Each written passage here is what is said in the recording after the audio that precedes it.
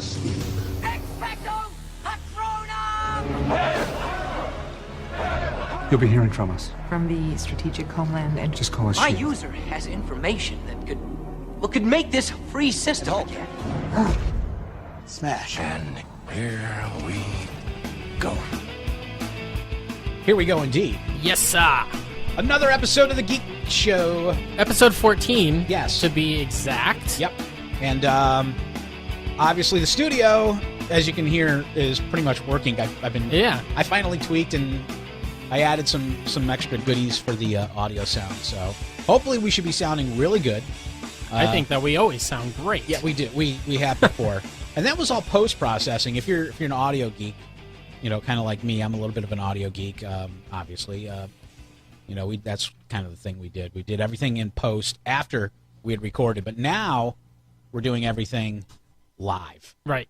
We are here. The only thing that this awesome new stuff that you have implemented in is it takes away our third member of the show. Yes, it does take the third member of the show away.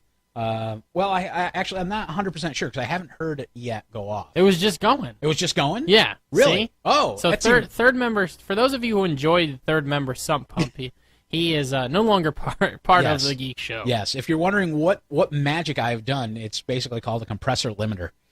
That's it. I just added a compressor limiter and tweaked the audio a little bit. So Look it up, kids. Look it up. Compressor makes everything a steady level. Limiter just Well, no, it's actually I'm sorry.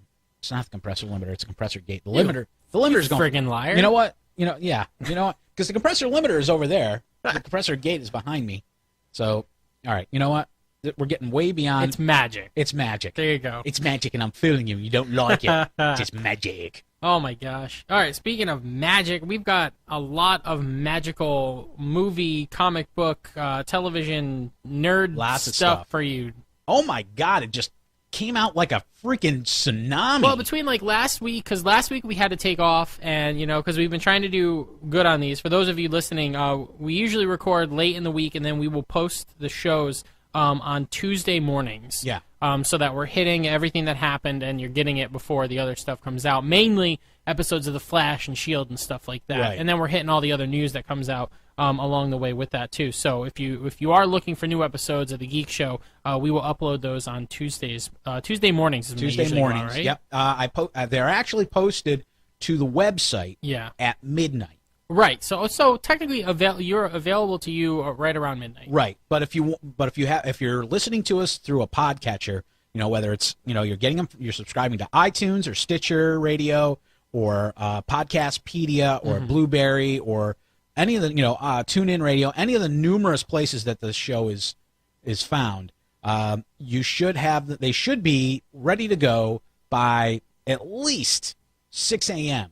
because that's giving you 6 hours. That's giving 6 hours to propagate throughout. Usually, when I'm getting in the car heading into work on Tuesday, it'll pop up that I have a new podcast downloaded, and ours is there, and that's at like 7:30. So yep. So it's there. That's the main reason why. But if you want to get it when it absolutely comes out, it always comes out at midnight on Tuesdays.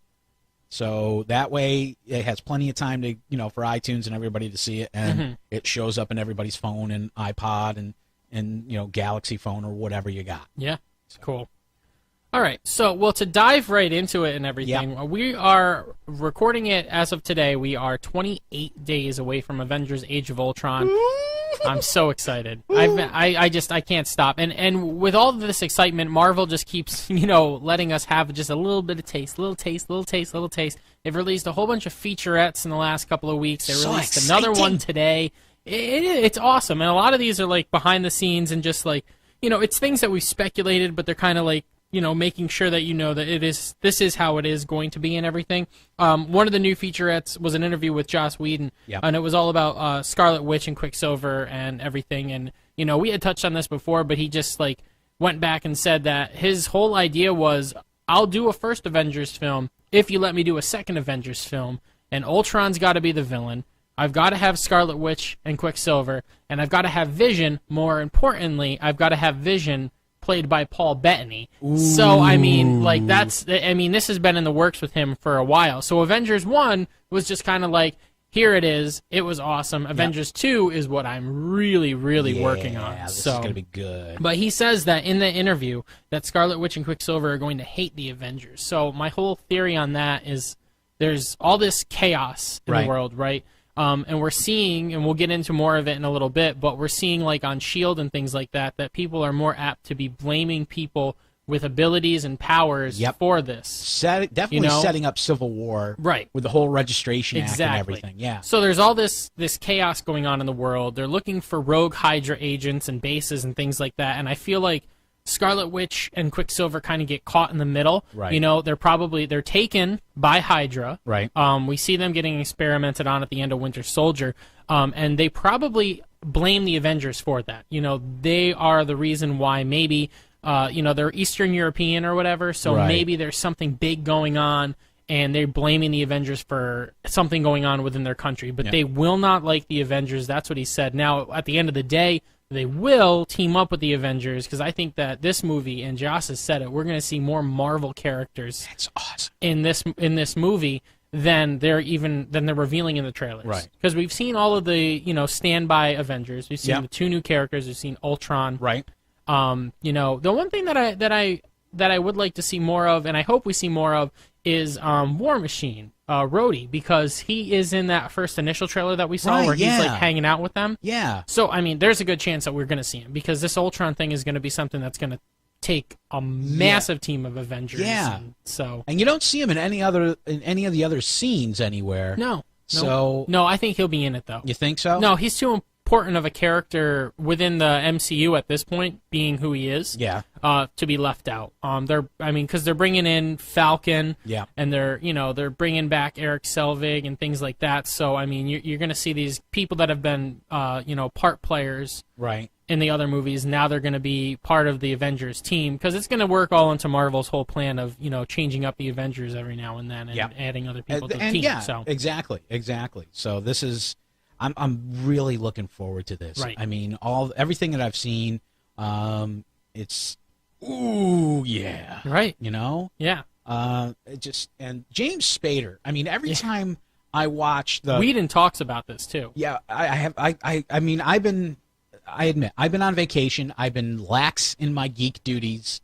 It's funny because you would think you'd be more into it. Like, if it reverse roles and I was on vacation, I would be doing nothing but binge watching. I had the whole house to myself on Saturday, and I watched Winter Soldier and Guardians of the Galaxy. See, that's the thing. I don't, because I have a very pregnant wife. We're 7 weeks away. From having a new member of the family, and she had a honey-do list. A little big rich. A little big rich. Well, it's more like a little big Rachel. A little big Rachel. It's a girl. We know it's a girl. And Rachel is not the final name. So. No, it just works with Rich. It just works, yeah. But still, unfortunately, I had husbandly duties to do. I had to, we were basically finishing up the nursery and all that, so I had to do some stuff. Yeah, I'll get there eventually. But yeah, the nice thing is I'm caught up with Arrow. You're completely caught up? I am caught up with Arrow. So you watched this week's and everything? I watched this week's episode, so cool. I know I was what's wondering going if we could talk about that. Yeah, so I'm good with that. I know what's going on there. I watched S.H.I.E.L.D., I watched Flash. Basically, during the day, I've got some little stuff that I do. Like today, I was playing with my ham radio antennas. I was telling you about it when we came into the studio. Yeah. But yeah, I really haven't been following any of the geek stuff, unfortunately. See, so this is all going to be new to you. This is all new to me. So basically, you're getting reaction to all this, to a lot of this news. Exactly. Well, and some of the big Marvel news for me this week was a lot that had to do with Deadpool. Yeah. There's been a lot of reveals. Now, that movie doesn't come out until February 12th, 2016. So we're, a little less than a year away from it, but pretty much a year away from it. Yeah. But Ryan Reynolds has been giving us all kinds of treats. One of the first things that he gave us was he tweeted out a picture of the official Deadpool costume, and it looks just like the comic book. Yeah. So much like the comic book. It looked, looking at it, it's that little test video that he did. Yep. Exactly. Deadpool's costume was always one of my favorite costumes. The black and the red. It just works together. You know what I mean? And to see them do it so well, you know what I mean? And even in the video we were talking about, with Mario Lopez Yeah. and everything, like that just looks so Deadpool to me. And It does. just this movie has got me excited because think about the way that they changed the outfits for the X-Men. Yeah. You know what I mean? Where, we like the X-Men films and everything, but they changed the outfits. Yeah. But in hindsight, the X-Men outfits from the comic books may look a little bit ridiculous in movies that we're used to. Yeah, you know? I mean, like blue and yellow spandex and like things at the that. end of Wolverine, not the first, the last, The new one. yeah, the newest Well, the one. newest one, 2013 one. Yeah, that one. There's a deleted scene of him opening up, of Logan opening up a briefcase, and it's got his brown and yellow Okay. Wolverine costume. The 80s Wolverine. Yeah, the 80s Wolverine. And it's like, yeah, that really doesn't look all that great in real life. Mm-hmm. So, yeah, don't use it. Right. You know, so, and that, I mean, so yeah, I mean, sometimes you just gotta redesign stuff to make it look good. Now, I will say that they've redesigned a lot of how the X-Men look in the more recent X-Men comics and things like that. Yeah. So those costumes could translate pretty well to film Right. if they were to go that way. But Yeah. Marvel's redesigning them, and who says Fox is going to do whatever the hell they want? It looks like right now, though, they're doing exactly what we, the fans, want. Yeah. When it comes to this Deadpool movie, which is just so very exciting. Well, I mean, his costume does work. I mean, it's not that out of the ordinary. yeah, it's not. You know? I mean, It's not great camouflage. right. But I don't you're think he going really for it. wants to camouflage. No, half when the has time. Deadpool ever cared about being conspicuous? Right. Or inconspicuous. He craves the attention. Right, exactly. So, I mean, as judgment from the picture that Ryan Reynolds sent out, he likes the attention. If you haven't seen it, he's laying on a bearskin rug in a very sultry position in front of a fire. In front of a fireplace. Yes, a big fireplace with a mantle and everything. It's funny stuff. I'm really looking forward to this movie. I'm looking forward, too, because there's actually been some casting news, too. They casted Negasonic Teenage Warhead. She's going to be played by Brianna Hildebrand. I think that she's a relatively new actress. I'm not sure. I could be wrong here. Right. But she is the character. Negasonic Teenage Warhead is a mutant. Her real name is Ellie Femister. Is that Femister? I think it's Femister. Yeah. And she's actually a former student of Emma Frost. So I think that helps tie it together with the X-Men universe because they said that it will tie into That's that. Hellfire Club, right? Right. So she was part of the Hellfire Club or something like that too.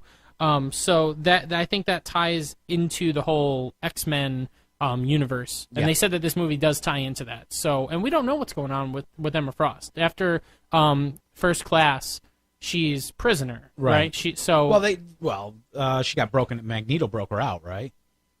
He did. You know what? Yes, he did break her out. But what happened to her after that? We don't where's know. she been? So maybe we see January Jones reprise the role in this film. They haven't said anything. Because we didn't see her in Days of Future Past. So. Right.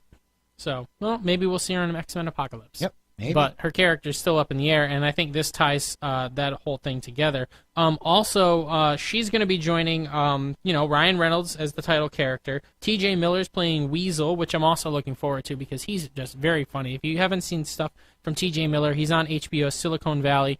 He played HUD in the Cloverfield movie. He was in the most recent Transformers Abomination. Yeah. Even though that movie was terrible, he was very funny in it. Yeah. So he's in that as well. He was good in Silicon Valley. I actually just finished watching it to get caught up with the new season.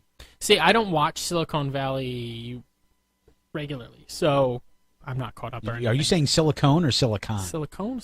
It's silicon. Silicon. Silicone is what they put in boobies. So it's not Breast Valley? Right, it's not I just Breast thought it was a Valley. Valley of boobs. No! Ah, It's not a valley of boobs. I won't be going on vacation there. From what I understand, that's Venice Beach. So Okay. We'll go with that. I've been to Sacramento and that's it. So I've not left the East Coast. if you're in California, please clear that up for us. Okay. All right. Send us a message. Venice Beach is for the boobs. Right. The Silicon Valley is where all the tech stuff is. Right. Yeah. Now, here's some more Deadpool news, and I know it's got you really excited, and it's got me really excited. But yesterday, Ryan Reynolds again with the big announcement. Deadpool will be rated R. Yes. Now, this is something that everybody has been pushing for. Yeah. I didn't care either way, because I know how it works with the movies and everything. Yeah. You know, I mean, X-Men was some pretty heavy, dark stuff. Like some of this newer stuff that they've done. So I don't know how family-friendly it was per se, but Deadpool is certainly not a family-friendly character. If my mother knew that what I was reading when I was picking up these Deadpool comic books, there's no way she would have let me read those. Not a chance. Oh, you rebel, you. No way. Like, such a rebel. Exactly. So, I mean, it will be rated R.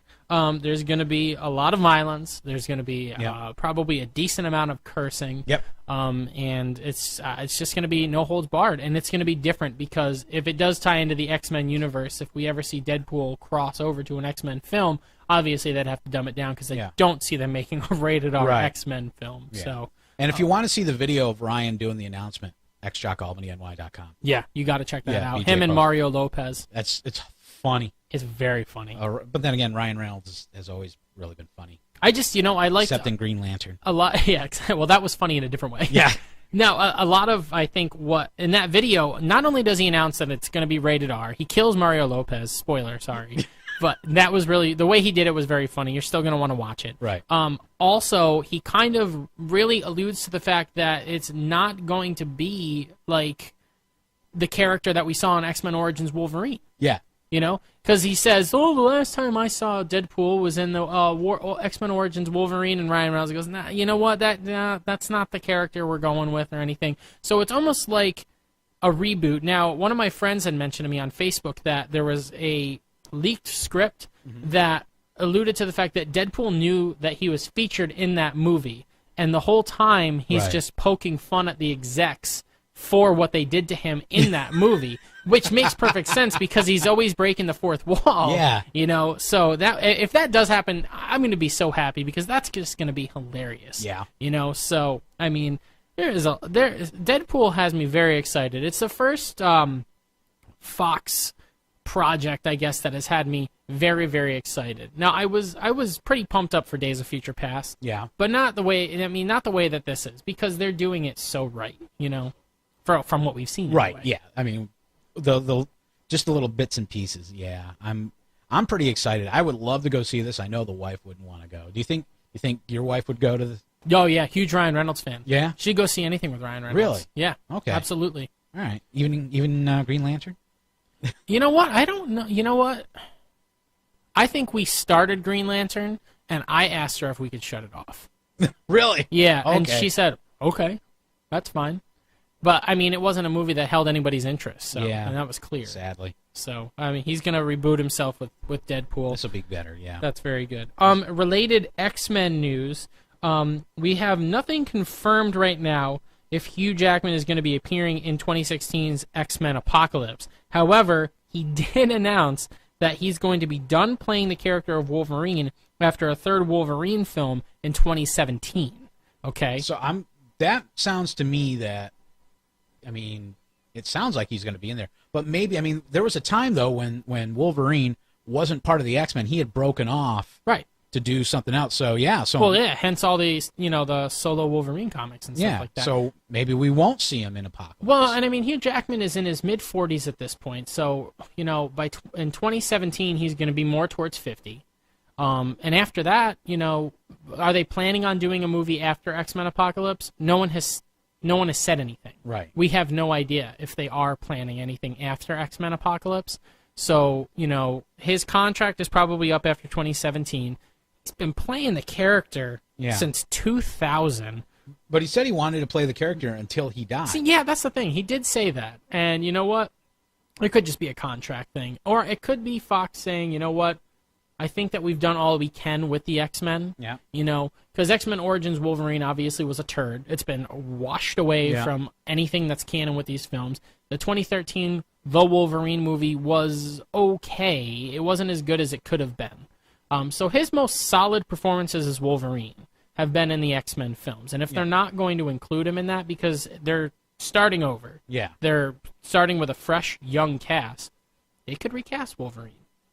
You never know. They could. Even though he doesn't age and he's always looked the same, they could recast Wolverine, or we could just stop seeing X-Men movies altogether. I mean, either way, we've had our fill. I mean, they've done a lot of stuff. They have. But I mean, related to the whole thing with him leaving, Jennifer Lawrence, Mystique, and Nicholas Hoult, who plays Beast, are also they're done with the current X-Men franchise after Apocalypse. They both announced that they're not going to be doing any more of these films either, which Jennifer Lawrence I can totally see. She's been tied to this franchise and tied to the Hunger Games franchise since I think 2011 or 12. Yeah. I think 2011 at least. So, I mean, it would make sense for her to want to break away after this, after all the publicity and everything is done for this next film, which comes out next year. So we've still got another year of it.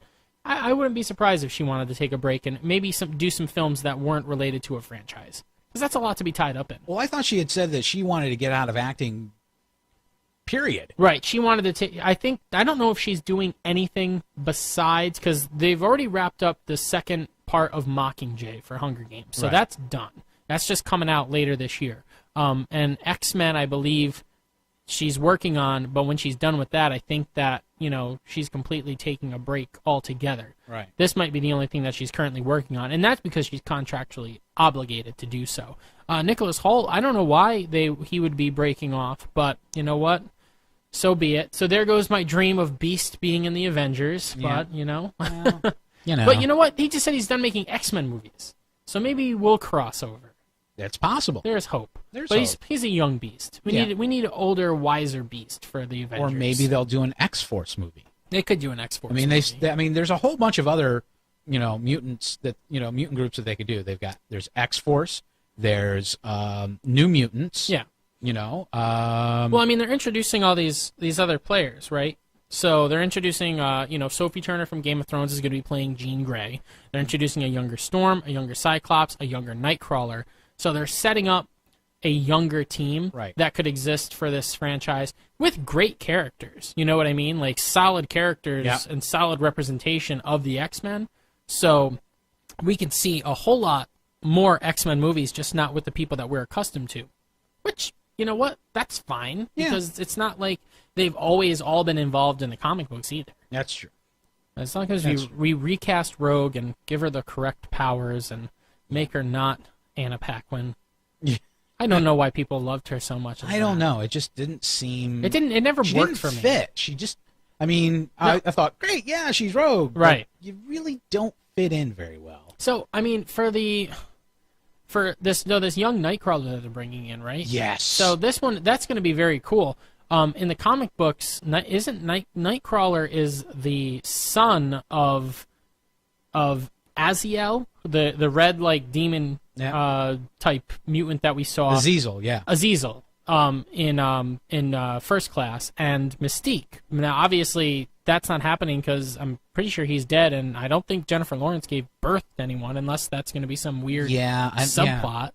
I don't know. So I don't know. Plus, they're apparently setting up some Jennifer Lawrence as Mystique Magneto love story for this X-Men Apocalypse movie, and that seems weird to me too. But we'll see. They'll probably change his origin a little bit to fit that. Right. But from the comic book standpoint, those are his parents. Ooh, Excalibur. That would be another great movie. They could do that. That would be awesome. See Captain Britain. Yeah. And see Shadowcat and Nightcrawler and I can't remember the one.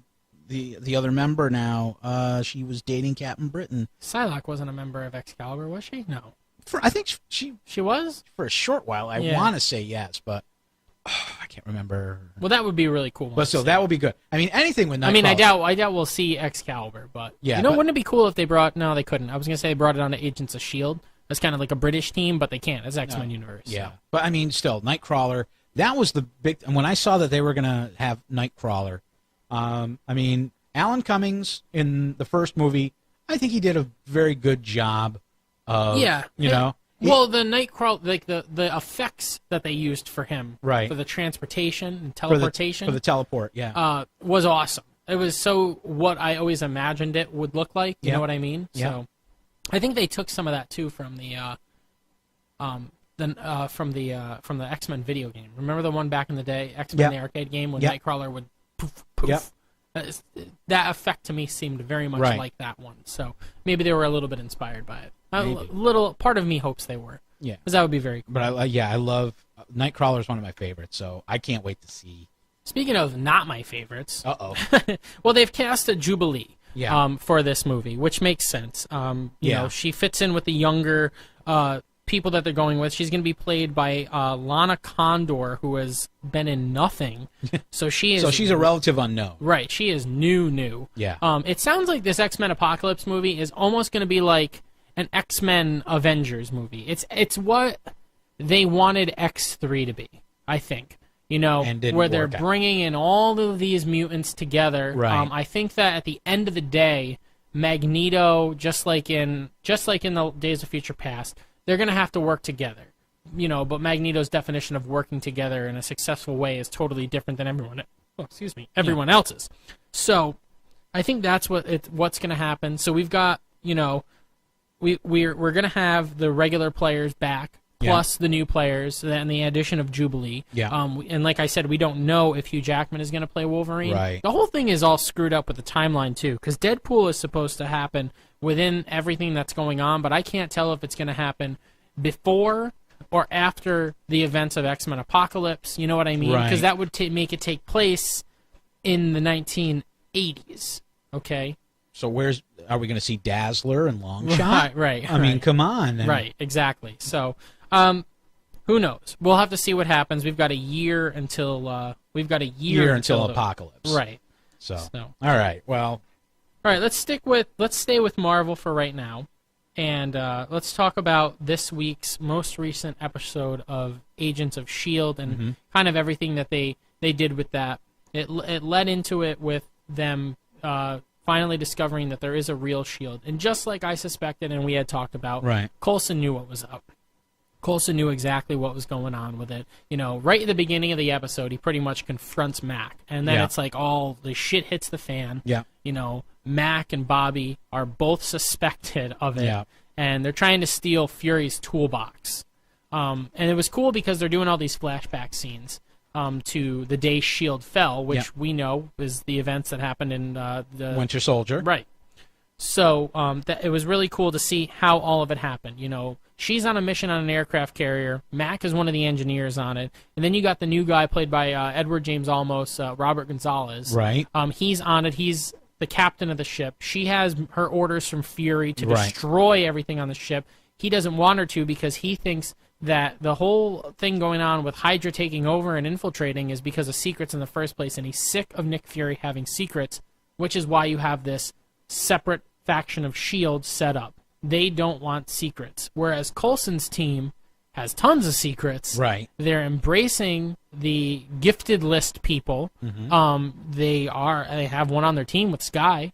Yeah. You know, they're doing all that they can with that because I guess what they kind of allude to is that Nick Fury has a soft spot for these people. I think a lot of it has to do with the Avengers. Yeah, obviously. You know? I mean, he's the one that created the Avengers. Well, I think he sees the potential in gifted people, whereas this real S.H.I.E.L.D. faction that infiltrates Coulson's base with May and everything like that, we got to see an awesome fight scene between May and Bobby, by the way. I don't know if I feel comfortable calling them the real S.H.I.E.L.D. Well, yeah. I think I want to call them S.H.I.E.L.D. 2.0 or something like that. Right. Yeah, they're not really S.H.I.E.L.D. Like, what are they? They're just... I mean, they don't trust anybody. Yeah. You know what I mean? And what kind of secrets are they... Well, basically, I feel like what they want to do is the same thing that Rogue Kree guy wanted to do a few episodes ago. Right. They want to somehow either wrangle or keep a list or keep these gifted people, or Inhumans at this point, right. Might as well just call them that, hostage. They want to keep tabs on them. They want to keep them locked up. They want to keep an eye on them, and they don't want them running around free. Basically, these are the guys that Tony Stark might end up throwing in with. Yes, exactly. With the whole Civil War. They really laid some nice groundwork for Civil War because you've got one side that is trying to help out and discover what these people really have inside of them, and then you have the other side that doesn't want any secrets, and they believe that everybody should be made aware, and nothing can be control the Inhumans and just let it they're too dangerous and you can't have it. That's There's the setup right there. Right. Quick and easy. So, I mean, they do that. Sky is in what I'm calling the Hulk house. Oh, yeah, Banner's. Yeah. Yeah. Is the house that he created. And The house that Banner built. Right. Yeah, literally. So she's like going through the panels on the wall, and she Right. finds that there's this metal wall behind it. Yep. And it's just got a huge Hulk hand. Yeah. Like a smashed Big hand. indent. And at first, you know, as I was watching it, I was like, oh, I said, is that, I said, he did say that Steve stayed there, meaning Captain Yeah. America. I said, oh, I wonder if Captain America punched that. And then, you know, when Chloe Bennett put her hand up to it and I saw how big it was, I was like, oh, no, that's the Hulk. That's Hulk. That Hulk smashed that. Yeah. And then when they said, Banner's house, Right. that's... It must be a safe house. Yeah. So I wonder if that's where he ends up or where they find him or something in Age of Ultron. It also makes me wonder, will we get a cameo from Skye in Age of Ultron? That would be interesting. You know what I mean? Yeah. They would need somebody with her abilities. I mean, I would like to see that now, getting people from the TV show to do cameos. well, I think that Coulson will movie. definitely be in Oh, it. yeah, definitely Coulson. But I'm saying, like, you know, maybe like May or maybe you see, you know, Fitz and Simmons or something like that. Some sort of scene where they're helping out with tech or something. Yeah, I mean, it doesn't necessarily have to be where they're a big player. It's just, oh, look, it's all connected. Well, and maybe we'll see that more when it comes to Civil War, too. Yeah, we'll probably get more into that, too. Right. So. But, I mean, so this episode is very cool because Skye is in this house. She's trying to control her abilities, and then she gets a visit from who we know as Gordon. Yep. And he's the Inhuman that we've seen that doesn't have any eyes. Right. Well, he used to have eyes. That's what he says. He Right. used to have eyes, but someone taught him to, use his abilities for exactly what they're for. So he sees differently than everybody else. And he's kind of almost going to be like a mentor to her. Right. A little bit. You know, he wants to take her to where he took Kyle MacLachlan and where I assume he took Raina as well. Right. So, at the end of the day, she says, I don't want to go. I want to stay here and protect myself and my friends. And then at the end of the day, this real shield finds Yeah. out where she is because they want to go after people Yeah. with gifts, and they come after her at the house. They warn her and everything. But that's when she really gets a handle on her powers because I feel like Mockingbird is there, and she's not really with this real shield. You know what I Yeah. mean? Like she's not She fully. doesn't seem like she's fully invested. Like her heart is not in it. You know? I'm wondering if maybe she got in that way. She was like all gung ho for it, but then we may see this in the flashbacks where just slowly over time, this isn't what I thought it was, and But I think she trusts a lot of those people. I think she. You know what I mean? But she believes in what they're doing, and most importantly, she is close with Skye, and she doesn't want to see harm brought to her. Right. But I think she sees at the end of that episode exactly what kind of powers Right. she has inside of her. I mean, she took down part of the forest. Yeah. When that guy shot at her, and she sent the bullet back. Yeah. But I mean, her powers were just so amazing, and the way that they did it, where it was just so nonchalant, where she just put her hands out and was like, poof, Whoosh. like just like, Done. and it was just Toothpicks. You know what? It reminded me of the scene in the Avengers when they destroyed the forest, when Cap and Thor and Iron Man were all fighting. Do you want me to bring the hammer down? Right. Oh yeah. So, it was very cool, and we're getting set up for some good stuff. That is back next week, and that's all we'll have next week as far as those shows, because Flash and Arrow are both going to be off. Right, they're on hiatus for a So, while. but we will have Shield next week. Yep. So that will get us through, I suppose. Yes. Yeah. We'll have to make do, I guess. Yeah. But as far as that goes with Shield, I don't know. They haven't really left anything up in the air for me, except for I want to see where this place is where they took Skye. I want to see what happens when she shows up. Skye shows up and sees that her father's there. Well, I think he's there, but I don't think that he is out in the open. You think maybe they got him kind of confined somewhere because of what he did? Absolutely. Yeah, I do. I think that is absolutely what's happening. Because he did not look very happy in the previous episode. Right. Where he showed up and Gordon pretty much said, "Yeah, you need to talk to somebody," and he was not happy. He's very powerful, and for him to kind of be a little skittish, walking into a place like that that says a lot. But I mean, in the comic books and everything, the Inhumans are they're a society that functions on its own. Yeah. They don't have a whole bunch of other people that are infiltrating and stuff like that. Right. So, I mean, this place is hidden, clearly, and they're just using it to hone the people's abilities. Right. How long has it been since an Inhuman has been created? True. Right? I mean, this is probably the first time in a long time that all of a sudden they have 2 new Inhumans. Right. So we're going to see more of that out of the woodwork, but man, we got till 2019 before an Inhumans film gets here. Black Bolt. I'm hoping we see something with Black Bolt. And S.H.I.E.L.D.? Yeah. I don't think we'll see it in S.H.I.E.L.D. No, we won't. No. Or maybe somebody will mention him or something. I think somebody might mention him, but I don't think. I mean, you're looking at 4 years. Yeah. That's a long time. That is. For just a brief mention. Come on, guys. I think it's going to exist without it, and maybe we'll see something get in more into Inhumans as we get into Guardians and things like that. Right. So. Okay. I mean, anything, guys. Anything. I'll take it. Come on. Let's touch on a little bit of DC stuff real quick. Okay. So Jesse Eisenberg, he is playing Lex Luthor. Yep. The new article from Flix Junkies had the brand new photo of him as Lex Luthor, which Right. just basically looks like a kind of angry, bald guy. Jesse Eisenberg. Yeah. So it's going to be different. He looked a little creepy. He looked a little bit creepy, which is fine because Lex Luthor is a villain. He's Yeah. supposed to be creepy. Yeah. I don't think he's going to be like the menacing maniac that Gene Hackman and Kevin Spacey portrayed. Yeah, that was a totally different thing. I mean, Lex to me has always been, there's those different kinds of, there's those physical villains. Yeah. That, like Green Goblin and Vulture and Rhino and all those. They just like to go in and beat the crap out of people. Right. And the heroes and that. And then you got the really,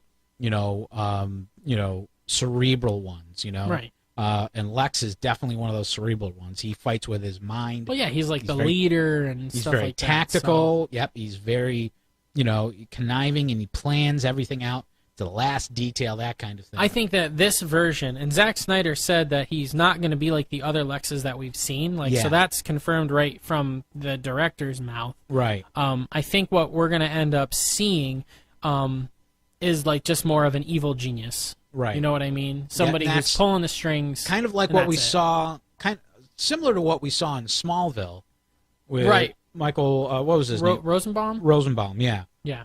I mean, he was more closer to what Lex really should be. Right. But yeah, this, I'm starting to get a little, hyped about it now. I think it'll be good. And we should be really hyped about it because in less than a month, or just about a month, we're going to actually finally see a trailer for this. Fine. Well, that's what is that confirmed? That is confirmed. That is confirmed. It is confirmed. We're going to get a trailer for Batman vs. Superman: Dawn of Justice. It's going to be paired up with Mad Max Fury Road, which means I won't be seeing it in theaters because I'm Right. probably not going to go see Mad Max. We'll have to wait till it's on YouTube. It'll be on YouTube quick. Yeah. If they're smart, it'll be on YouTube quick. They better be smart. Now they're very smart in where they're releasing it. So Avengers comes out May 1st. Right. And you had told me, and it's confirmed now that they're actually pairing up a Star Wars: The Force Awakens trailer with Avengers. Right. So if you weren't excited to see Avengers before, Yeah. now you got to be super Now excited. And Kim, my wife, Yeah. also told me that they're doing Avengers Marathon. You know how they take the previous versions of the Yeah. series. They're doing that. No word yet. What was it? I forgot what cinema it was here in Albany. Is But it Regal? It's probably Regal. But she said the weird thing was they're starting at 4:30 p.m. See they're playing every single Marvel movie that has happened from like 2008 Iron Man all the way up until. So it's going to be like 24 hours of movies, and then you How? watch Avengers. How can you sit for 24 hours? I couldn't know. do it. I couldn't do it. I mean, maybe in the comfort of my own home over the course of 3 days.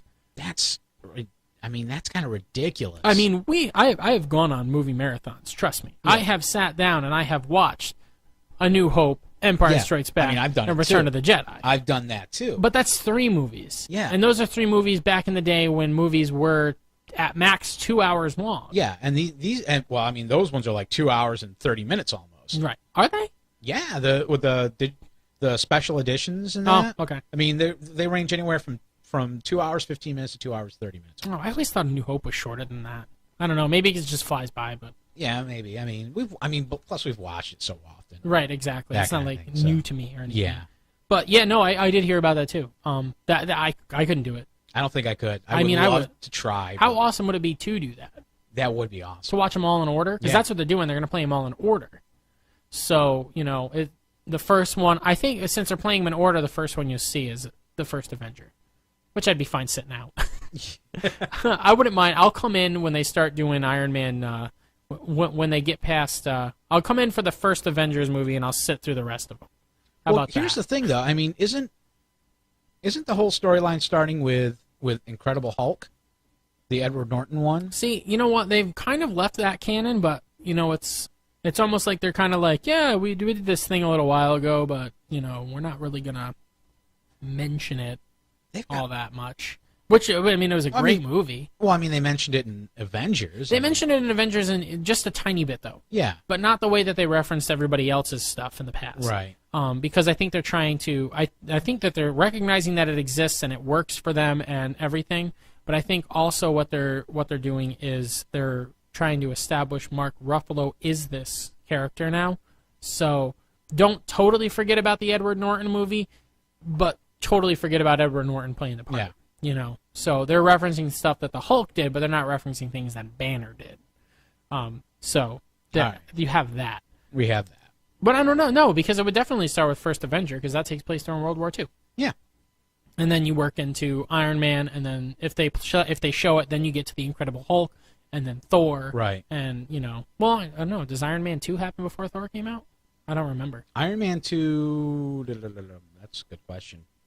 We should look that up. I can't remember if it comes out. We'll get back to you on that. Well, yeah, people. we'll figure it out. But yeah, no, that's gonna be great. So we get a Batman versus Superman trailer. That will be May 15th, and that is strategic. Yeah. Because Warner Brothers and DC are hoping that all the hype that Disney and Marvel are creating around a May 1st Avengers release and this Star Wars trailer will have died down by May 15th. I doubt it. Doubtful. I think that 2 weeks from then, people are going to be just as hyped and pumped up for this and looking for what's coming next from Marvel. Yep. So, which is Ant-Man. Yep.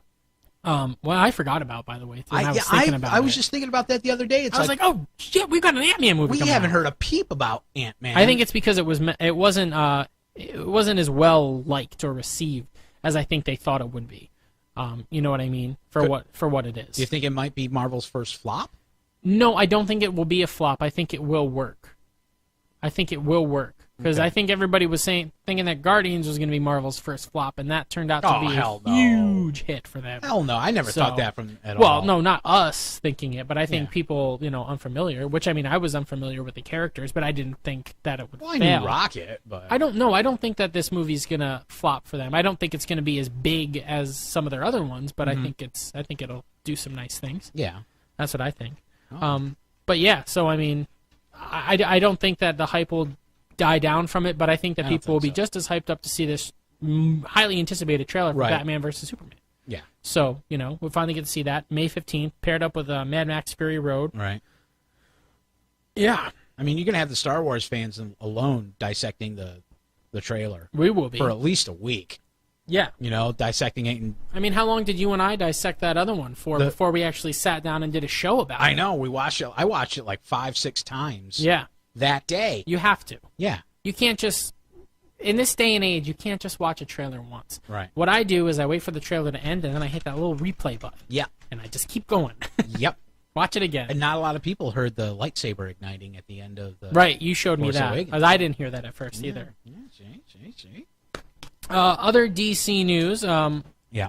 We're switching over to the TV universe, but we've got an Arrow Flash spin-off series that is in the works. Now, they haven't said if that is actually going to be happening. They're putting it together, and they're going to do a pilot for it. But we know that cast so far in that is Brandon Routh's Ray Palmer, who is the Atom, who has been... I think I like him a lot on He's on good, Arrow but, right now. I mean, I'm kind of wondering how they're working the Atom, simply because the Atom was supposed to be...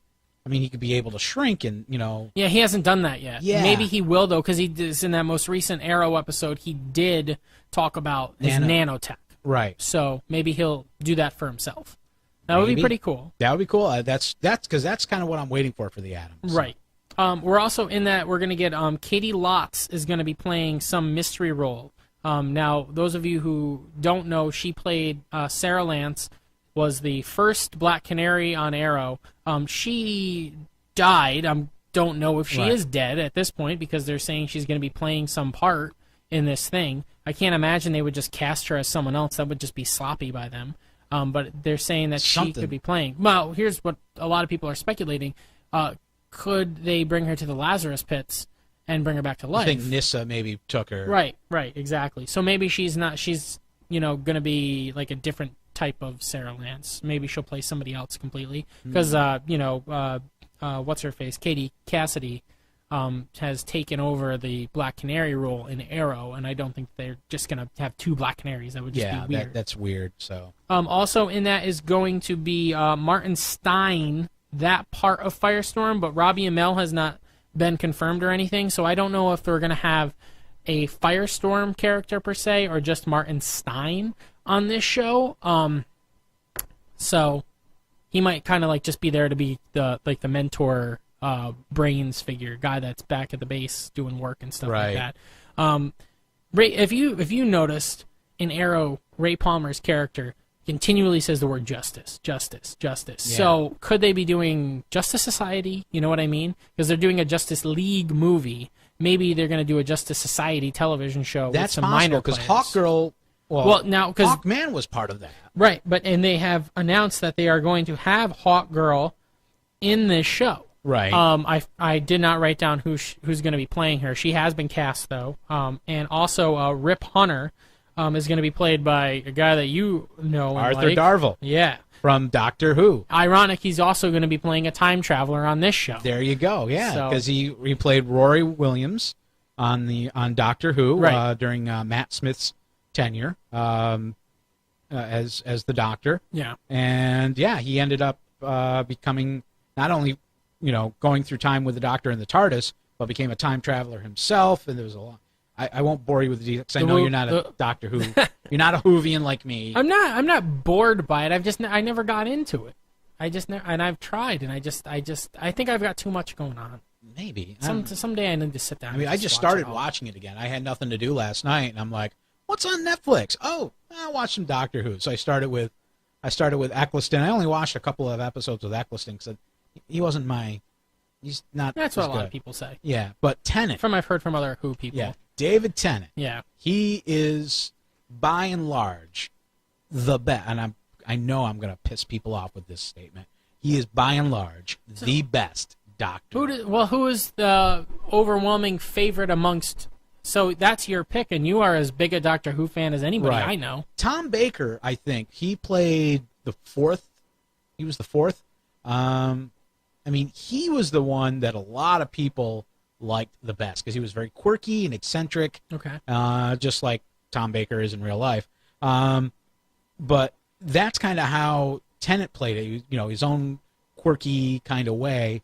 They all had their own little quirks. Right. But Tennant was just, I thought he was fabulous with it. I've heard other people say that too. So I don't think you're alone. Matt Smith was good. Yeah. I thought he kind of just, when he started, he just kind of jumped in too much. He was just too much like Tennant. It wasn't until like his last season as the Doctor that he kind of was his own kind of Doctor, and it was pretty good.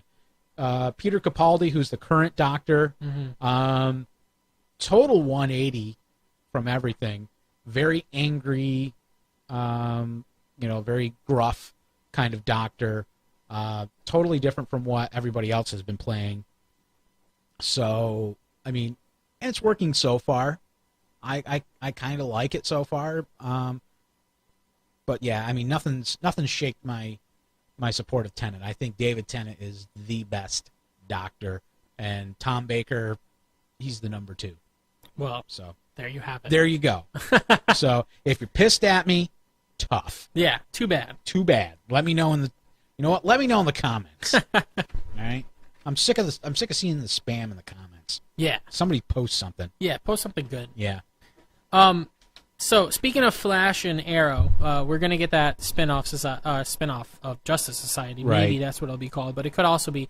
They've all been featured in The Brave and the Bold, so maybe they'll call it The Brave and the Bold. That's rather possible. than Justice Society, since they're going to have Justice League, and maybe they don't want to confuse the two, but that's possible, yeah. it is very possible. Yep. The Flash and Arrow are both off next week, so... Yeah, they're back April 13th and 14th, I believe. Yep. Well, I think it's 14th and 15th. 14th and 15th? 14th and 15th. Yeah.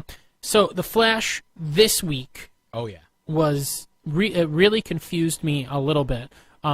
Because we see all these flashbacks of Harrison Wells. Right. And this guy is following him everywhere. Yeah. And, so I'm sitting there saying to myself, and everybody did a great job. We were tweeting out stuff, and we got a lot of retweets and feedback and everything like that. And it was great. And remember, we do the Tuesday night tweets. Yeah. Pretty much on a regular basis. Right. Flash and Shield. Flash and Shield. It's at XJockAlbanyNY on Twitter. Right. And you can follow us there. And we also tweet out a bunch of other stuff too. So yeah. So I actually went to pre-screening of Furious 7. Yeah. And I did some live tweeting before the movie started because they yelled at us and said, no phones during the movie or else you get kicked out. They didn't make you leave them in the car? Nope. Whenever I used to go to those, they used to make me leave it in the car. Like I was going to do something crazy with it. I'll put it between my butt cheeks and they can try to look for it. If they It was want. crazy. Like I remember going into those and they were literally checking us and they were saying, nope, can't have it. You got to bring it outside. And I just, save my seat. I'll bring everybody's phone out to my damn car. Yeah. And they were saying you couldn't even save seats. Yeah. Either. So I was like, well, my wife is pregnant. She's got to pee a lot. So if she gets up and moves, right, and somebody takes her seat, you're damn right I'm going to freaking use it. You can read the review of that, by the way, spoiler free. It's at xsharkalbanyny.com. Big Rich's take on Furious 7. Yeah, and the tribute to Paul Walker, awesome. It was good? It was good. I'll have to check that out. So this week's Flash, we're talking about the flashbacks to Harrison Wells' character and everything. Barry is kind of on to the fact that Dr. Wells isn't who he says he is. And we discovered, he introduced himself to Cisco as Eobard Thawne before Barry did this whole back in time trick and everything like that.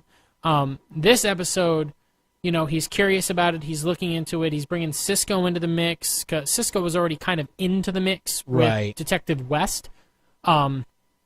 So, Barry's getting a little bit more suspicious of Wells. In the meantime, we're dealing with these stuff done by the Trickster, and, they bring Mark Hamill back from the 90s that Flash. Was awesome. He was great. I can't help but hear the Joker, Hamill man. is, man. When I watched the original Flash series and Hamill was on, it was awesome. I mean, he was only in a couple episodes of that, but that show did not last long either. It didn't last long, which, I mean, and I could see why. It was a little cheesy for the time. I mean, but still, it was a very ambitious show for that time period. I mean, it's just because Hamill was, he was Skywalker and all. I just think he's good in pretty much everything he's done so far. But he was back in that, maniacal as hell. Yeah, I loved it. I thought it was he's great. Good like that. It was almost like at first they had him as like a Hannibal Lecter. Yeah, it's almost, his portrayal of the Trickster to me is like a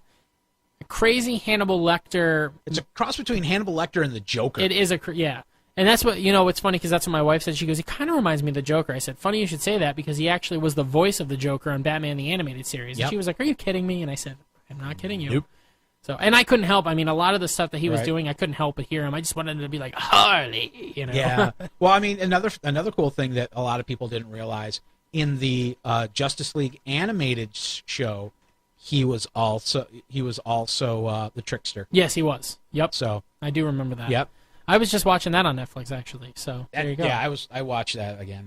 That's always good. That's a good one. I actually, speaking of Netflix, just real quick, I've been watching Avengers: Earth's Mightiest Heroes. Oh, the animated series. Yeah. Which actually isn't too bad. I thought it was more for kids, and it's really not. It's a lot of what is going on in the comic books, and it's actually kind of featuring what they're doing in the MCU. To me, that's what it seems like, except for they've got characters from the Fantastic Four and stuff in it, which they can't have in the movies, but they did a really cool job with it. They've got the Kree in there, and cool. Ms. Marvel, and the Skrulls, and Kang the Conqueror. Oh, wow. It's very cool stuff. All right, looks like I am adding that to my instant queue. You'll like it. The first few episodes are kind of like establishing things like that, but once you get into it and they set things up in like the first season, however cartoon seasons were, Right. that happen in the second season, which I thought was really, really cool. So yeah, you'll enjoy that. Cool. But back to the Flash. Yeah. So we've got the Trickster and everything, and so the Trickster is talking to Barry and Detective West in jail because there's a copycat Trickster out doing all these pranks. Well, it turns out that that he's working with the Trickster, and it's a whole ploy to break him out of prison and Right. everything like that. So Barry, as the Flash, goes and confronts him at this party where he's poisoned everyone. Yep. And the guy slaps a bomb on his hand. Yep. And tells him that if he goes under 600 miles per hour, it will explode. So the whole process of how he gets it off is, one, him more realizing the kind of abilities that he has as the Flash, because he phases through. Right. Not the best choice to get a bomb off of you, an oil tanker. Yeah.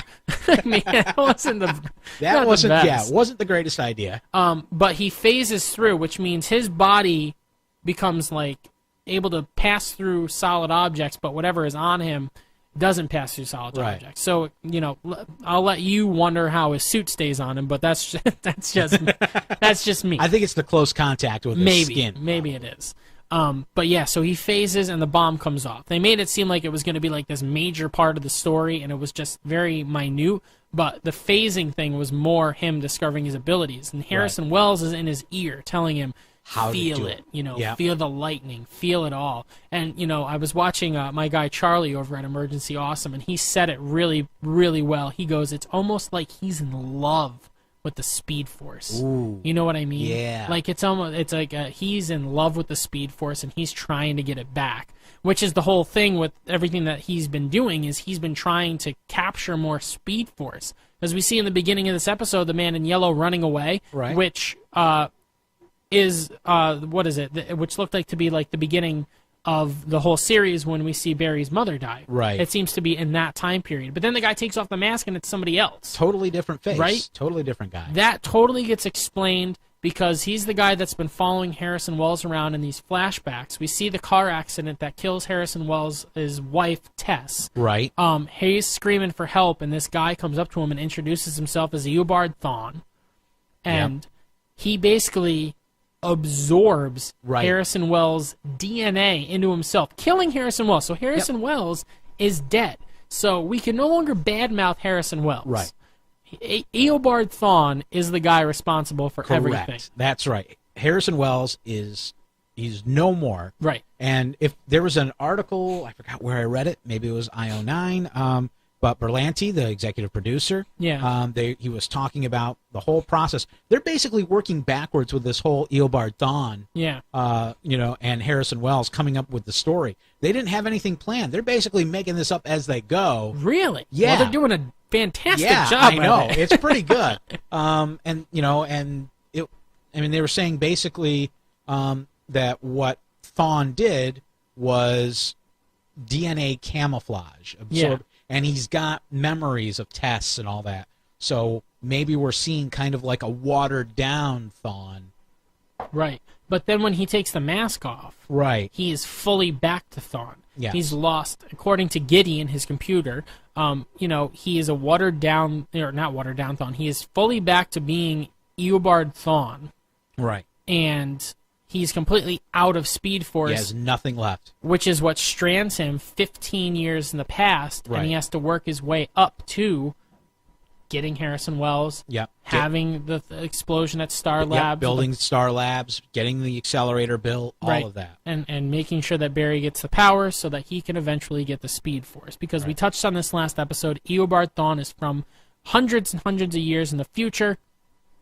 He does not, he idolizes Barry Allen, discovers that he's his arch nemesis, and then he hates Barry Allen. And he almost kills Wally West in the process in the comic books, so we haven't seen him yet. Right. But, that's just how that works, and time travel is always screwy with that. Yeah, but I thought this past episode of The Flash had a lot of meat and potatoes to it. Well, Reverse Flash is going to be crazy. Yeah. And that's what we see coming up in these next few episodes is the fact that Stephen Amell is back, and you got Roy as Arsenal is Yeah. there with him, and it's going to be a big team up. At some point, Ray Palmer Yeah. joins the Flash. I mean, it's just going to be all hands on deck. We need to take out this villain.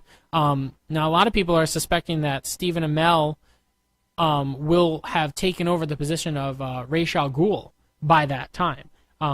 Don't know why, don't know Right. how, but he looks to be dressed not like Green Arrow in the previews. And so if you go back and watch him, you can see that he kind of has more of a League of Assassins get-up on, Right. rather than his Green Arrow costume. So does he take over? Is there some kind of compromise they get to?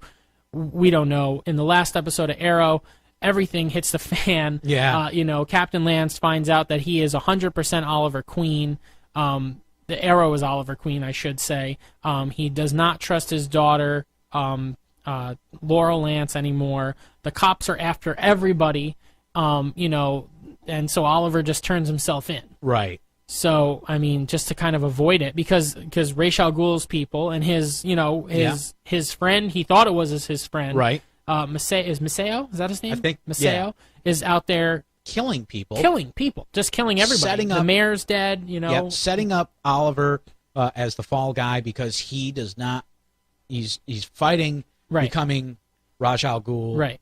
So, I mean, why not kill people and really put the pressure on? Exactly. So he ends up turning himself in to Captain Lance. Right. Only to have Roy come in. Yep. Dressed as Green Arrow. Right. And say, nope, I'm the Green Arrow you're looking for. Exactly. And they arrest him, and that's where the episode ended. I mean, and maybe I was they're very gonna, upset. And clearly because of what they've done, and I feel like the CW does this all the time. Yeah. Where they leave you with this cliffhanger of what's going to happen, right? But Yep. they already showed us a preview that he's there with the Flash. Yeah. You know what I mean? So he clearly Guess gets what? out of this mess. He's out of it. So, I mean, it'd be kind of a short show if he didn't get out of it. They said that, some main character of some capacity on Arrow is going to die this season. They said it's going to be somebody. Obviously, it's not going to be Arrow. It's not going to be Black Canary. It's not going to be Ray Palmer. I don't think it's going to be Diggle, and it's certainly not going to be Roy. Why? Why not Roy? I mean, I don't think it will be Roy, because Arsenal doesn't die in the comics. You know what I mean? He's still there. I don't think that they'd kill off Roy. I'm wondering. I don't think that would mean as much to here's fans. my thing. Here's the thing that I've been thinking all throughout this. I mean, Thea's nickname is Speedy, and that was his first sidekick. Right. So now she's been trained by Merlin, Malcolm Merlin, and so now she's like this super ninja type of person. Right. Why wouldn't she? She knows Ollie's the Arrow. Mm-hmm. Why wouldn't she? Like if Roy gets 86'd or leaves or something, why wouldn't she take over? And then you got Green Arrow and Speedy back together again. I don't think that'll happen. Maybe it will. Maybe you're going in the right direction with that, because she does have archery ability. Right. So she has that going for her as well. So that could be what happens. Also, I've heard that there are talks for John Diggle's character. I think David Ramsey is the actor. Right. They have been talking about him becoming Green Lantern on the show, which would make sense because Green Arrow, Green Lantern had all those team-ups in the comics, and they had the whole comic going with them in it for a long time. And if you've watched any of the Justice League animated series, which I think that is what got a lot of people familiarized with the John Stewart Green Lantern, Diggle and John Stewart are pretty similar, and his name is John Diggle. So whereas it would be a different identity, I could see it happening. They would just have to do it in the right way. Yeah. That would be really cool to see Green Lantern in another capacity. But they're going to be doing a Green Lantern movie in 2020. So maybe they'll parlay him into that. I don't know. I mean, DC doesn't really reveal their cards too often. DC, I mean, that's been their problem all along. I mean, they just don't. Right. They shoot themselves in the foot every chance they get. Well, yeah. I mean, so the TV universe isn't going to line up with the movie universe that we're going to be getting. So yeah, that's because the they already problem. Yeah, I mean, they've already cast. Well, didn't they say that they wanted Stephen Amell in the movies? They've said that they haven't ruled it out yet. But I mean, how do you put Stephen Amell in the movies as Arrow, but you have somebody else playing Barry Allen? That's not Grant Gustin. I mean, I don't know how you do that. You can't. You really can't. I mean, that's one of the things too. I mean, if they're gonna if they want to have everything kind of conjoined, if they want everything to mesh together, Yeah. Then I mean they either gotta shit or get off the pot. One of the two. I don't think that we're ever going to see a They gotta say Nightwing something. type character in the movies again. I just don't see it happening. So I would love to see him, because they reference Bloodhaven all the time on Arrow. I would love to see Nightwing be brought in. They should. You know what I mean? But who would they get? To play the character? I have I couldn't even imagine. I mean, Couldn't even think of it right now. Yeah, so I don't know, but DC's definitely got to. They've definitely got to get their ducks in a row, because they're obviously. I mean, yeah, they're playing their cards close to the vest, but they're why?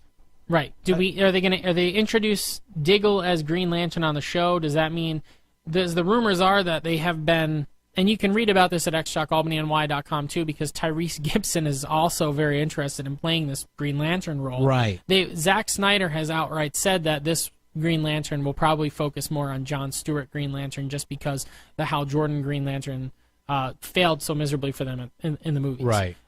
So they probably just wouldn't bring the character back. So not so soon, because it will be pretty far removed from the character being in everybody's mind. But I think the fact that they have somebody else to work with that people like would be good. But I don't see the point of introducing it on TV and then introducing somebody else in the movie. Right. Yeah. I don't know. I was kind of hoping we'd see Guy Gardner at some point. Yeah. Because I just want to see Batman punch him in the face like in the comic. That's the main thing, because I always thought Gardner was a total ass. Right. So well, maybe we'll get a Green Lantern Corps movie. Yeah. Cross my fingers. I want to see Guy Gardner get punched in the face. Okay. I don't think we have anything really else. No, I think to talk about. I mean, we pretty much covered it all. I mean, there was a lot of stuff. I mean, a ton of stuff. We actually went over our usual time. So we did go over our usual time, and if you stuck it all out with us, thank you very much. Oh yeah, definitely. So, new episodes of Geek Show can be found on iTunes, Stitcher. We're on what else are we on? We're on Blueberry, TuneIn Radio, Blueberry Podcastpedia. Yep. And of course, you go to our website, xshockalbanyny.com. Yep. You can listen to the shows right there. Just click on the XCast podcast link there. It takes you right to the page, and there's a link. You can click that, and it brings you basically all the shows, XCast as well as Geek Show. And we've said we're trying to do these shows weekly for you, so we will have them uploaded for you for Tuesdays. So and trying to get some guests and other people in here, so you're not just hearing us all the time. So yeah. But if you wanna let us know what you think about the show, please go to the website xshockalbanyny.com. Let us know in the comments. We'd love to hear from you. And, of course, please tell your friends if they're all geeky and everything, because I'm sure they'd love to hear the show as well. So, for myself and BJ, thanks for listening. Adios. We'll catch you next time, muchachos.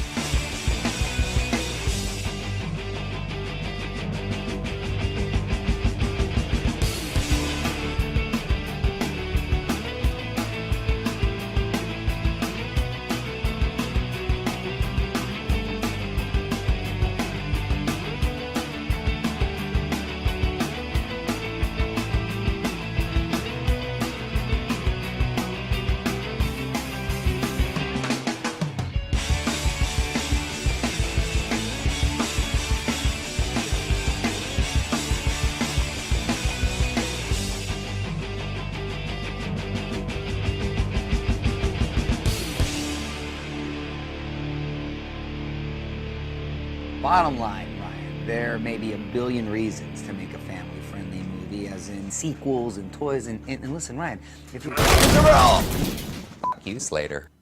April Fools. Deadpool will, of course, be Be rated R. It's okay, Jesse. Slater can't hurt you anymore.